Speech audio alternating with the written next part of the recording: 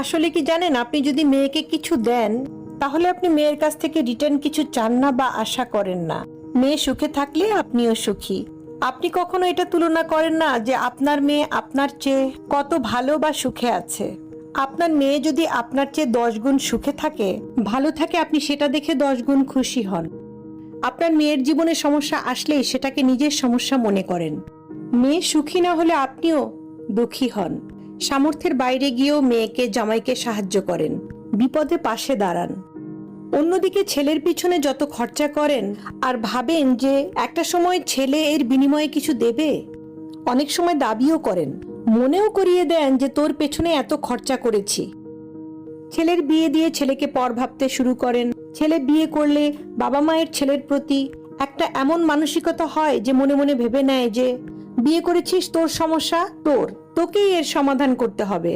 বিয়ে করেছিস, তোকে কোনো সাহায্য আর করতে পারবো না, পারলেও সাহায্য করে না।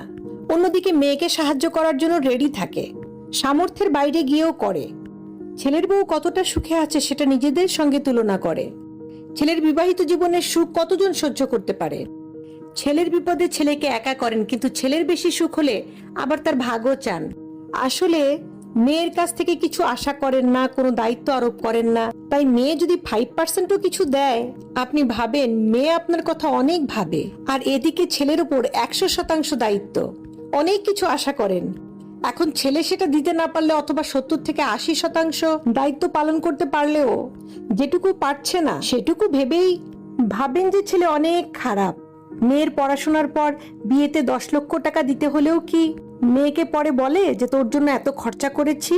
ছেলেকে পড়াশোনার জন্য বা ব্যবসা করতেও 2 লক্ষ টাকা দিলেও মনে করিয়ে দেওয়া হয় যে ব্যবসা করতে এত দিয়েছিলাম। চাকরি করলেও বলে এত খরচা করে পড়াশোনা করিয়েছি। তো মেয়ের বিয়েতেও যত খরচা করে, যত শখ আহ্লাদ করে, ছেলের বিয়েতে কি অতটা খরচ শখ আহ্লাদ করে?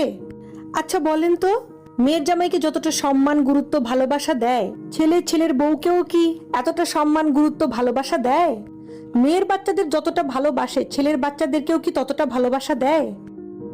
আসলে ছেলের সঙ্গে মা বাবার সম্পর্কে একটা বড় স্বার্থ থাকে।